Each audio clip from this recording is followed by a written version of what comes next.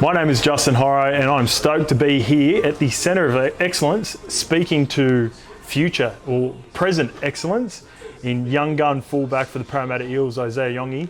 Nice to meet you properly, bro, for the first time. And thanks for sitting down with me. No, too easy. I want to take back in the journey. Let's start from the start. Tongan and Cypriot descent. Yeah, Cypriot. Yeah. And Cypriot, is that the way you pronounce it? And born in Brizzy. Yeah. Tell us about your younger years, you know, where you went to school and all that sort of stuff.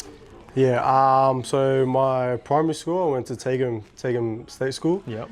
It was a public school, sort of just down the road from my house. And then when I went to high school, it was at Wavell State High. Okay. Yeah. So my brother and my older siblings, they went there, and then. That's a big school too up there. Yeah. Yep. Good footy school. So yeah, I just went there pretty much because of footy and my siblings going there. And then yeah, that's pretty much where I went to school. I was when you first hit the scene, I was hoping you know there might have been some Kiwi in you. Unfortunately not, but you did represent. We'll start with Tonga to begin with. You have represented Tonga A before. Are you well connected with that part of your heritage, and what side of the family does that line for you? Yeah, so my dad's side is Tongan. It's probably not as connected as I'd want it to be. Like I wanted, you know, to be more, have more knowledge about my dad's side of culture.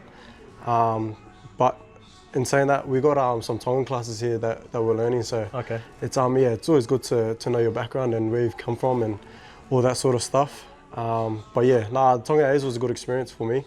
You know, so I learned a lot in there for you know, the Tongan culture and you know who they represent and who we do it for as well. Yeah. So yeah, it was a good experience. What was is there ambitions to represent the national Tongan team at some point in the near future?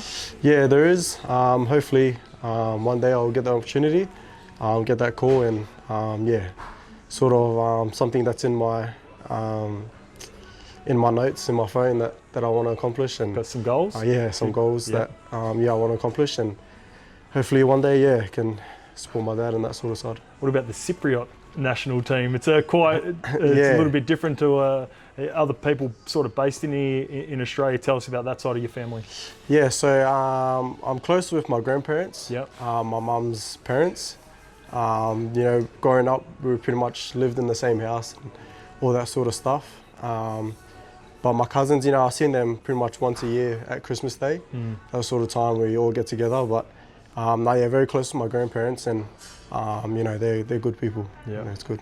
Just quickly before we move off the Tongan part of it, I feel like there's a real emergence coming through in the island nations. Recently, we were always talking about eligibility. Do any of you guys, because you've been in the camp before with the Tongan A, and I imagine they're like I'm guessing maybe a guy like Leka Halasima and some of these other young guys that are going to be in contention for Rookie of the Year with you at the end of the year, do you communicate with each other? Is there communication with players and staff at this point of your career so far? Nah, not really outside of footy. Sort of the only time we've communicated is on field. But yeah, I've played Tonga A's with, yeah, like you said, Leka. Yep. When Tonga first started making an appearance, it was sort of, you know, one or two players in there, known players. But it's good to see that, you know, once Jason Tamalolo and all those players at Whanua Blake and made that move to Tonga, that, you know, they bring all us young boys along with them. You end up electing to choose Parramatta with 1 year left remaining on your contract. What went into that decision, and what gravitated you towards Parramatta? Yeah, I think it was just sort of a decision for myself and my future. You know, where I wanted to position myself in the NRL, if I wanted to, you know, be a consistent NRL player, and I think there was a better opportunity for me here at Para, and you know, and fortunately enough for me, you know, they gave me that opportunity, and yeah, I wanted to take it. And yeah, I think one of the reasons having a conversation with Jason was pretty much that he just wanted to rebuild Parramatta, you know, have a fresh start and build a new system here at Para, which, you know, we're still working on, and you know, we've progressed a lot since you know, since coming here. There's so many good young players coming through with yourself, and I want to talk about Jace more at the end for sure, because I want to wrap up with him. When I come and did some content at the start of the year, I had conversations with people in and around the club, and even fans would text me every now and again, telling me that you and Joe Ash were going iron sharpens iron, going hard at Yeah. each other. Conditioning games were high energy. Tell us about your relationship with Joe Ash, sort of coming over, having a bit of a competition to begin with in the pre-season, and then now having the ability to play with each other over the last 2 or 3 weeks in the 1 and 6 jersey. Yeah, so when I first came, I didn't really know much about him. I first came and, the only time I've met him is on the field when he played for Bulldogs and I was at Penrith and we versed in Cup. But Was he as loud yeah, as he is back then as he is now? Yeah, he's exact same. But yeah, coming here, I think it was my first day in, coming to do like all the screening and stuff. Yeah. And the boys just come off the field and I think Junes was like, Josh, you got some competition now. And I think ever since then it was sort of just stuck around, but he's good around the club. Sometimes those boys. relationships take a couple of days too. Like Yeah. when you play in the juniors, there's a rivalry, but it very quickly, after a couple of days of training to get against each other and getting to know each other, you can tell he seems like a really popular part of the club here. Yeah, I think especially in pre-season, everyone just wants to compete to earn their stripes and get a spot in the starting team, and that's pretty much all we're doing. Yeah. At Penrith, you sat in front of one of the best, not only right now. He's putting together a career that a lot of people will be jealous of. Dylan Edwards, what did you take from his game at Penrith that you've tried to implement in your game, not only with your debut at Penrith, but what you've done in your first season? Yeah, coming through Penrith, he was always a good person, a good person off the field, and I think that's what got out about it is how he leads and carries himself around that training. And on the field, he's obviously, like you said, he's one of the best in the game right now. And I think one of the things that I took from his game was his defence and his work ethic. Yeah. I think it's probably the best in the game right now. And some of the stuff he does is just crazy. His back-to-back efforts and his stuff off the ball is what I try to put in my game. Does that, like everyone talks about his fitness levels are just through the roof. Yeah. In order to play this position now in this game, and I see it in you a lot, you have to be the fittest in the club, don't you? Yeah, he's definitely fit. I remember going into pre-season with him and he just hated losing. Yeah. Like that was just his mentality. It was just he hated losing. So he pretty much just wouldn't start running and he just compete for everything, which I think when he took it out on the field, you can definitely see it and it shows. And it's obviously something you want to have in your team as a player and a teammate as well. So yeah, that's what I try to do. So that's one of the attributes you took from him. I was chatting to Mitchie. I played golf with your captain a couple of weeks ago. He didn't play that well too, by the way. But I was chatting about you. I chatted about a couple of players because I knew this was coming up as well. I said, what's your favourite part about Isaiah? And he said that your ability to, even if things are going well, going good, keep even keel. If you make a mistake, it's okay, on to the next job. Is that a fair reflection of how you like to play? And is that something that you've had to, is that something you work on, or is that just how you've always been, your personality? Yeah, so when I first came to Sydney at Penrith, I'd have a couple of games where I was sort of on and off, and I'd get a spray from my old man, and I hated it, and I couldn't get back. If I'd make a mistake, I couldn't go back to, Next job. putting myself into the next job and into the next carry or something like that. And what I worked on is just to, have a couple breaths and look at each corner post after an error, which sort of brings me back to the game and keeps me grounded, sort of thing.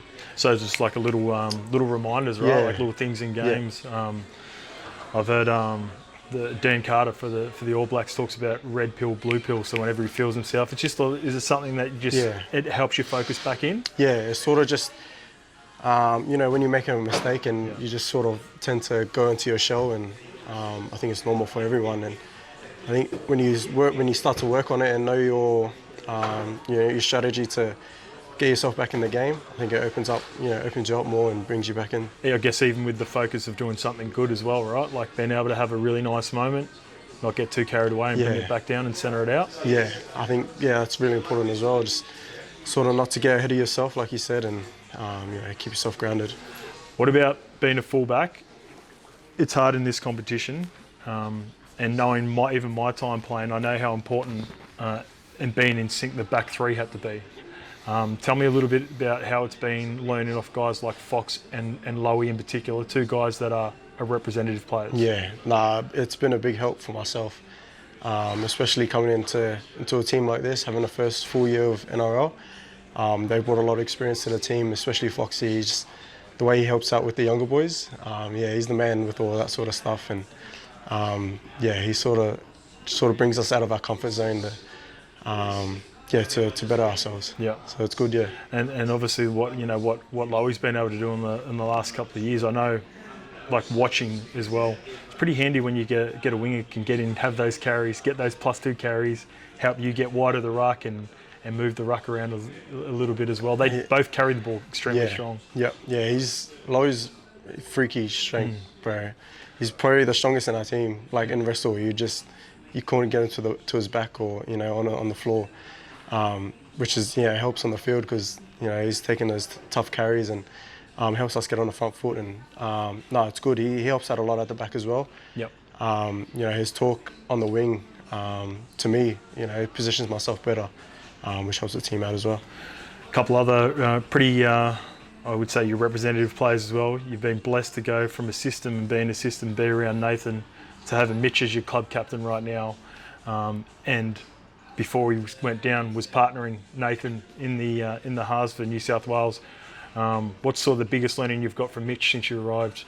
Yeah, definitely his leadership. I think that's the biggest thing I've caught on is, he knows when to have a good time off the field and joke around with the boys, but when it's time to switch on, he really leads the team, and I think that's why he's our captain, is just, on his leadership and how he speaks to the boys. Yeah, and what about with Jace?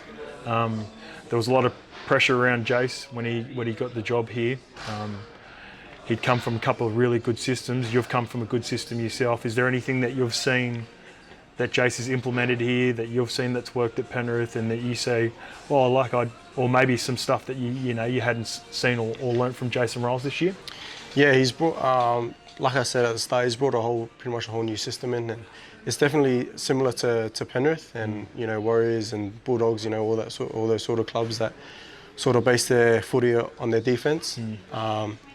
And that's what we've tried to do as well, but we've sort of tried to make it our own way in a sense. I think what he's came here and done is really helping our club. Potentially a Dally M Rookie of the Year.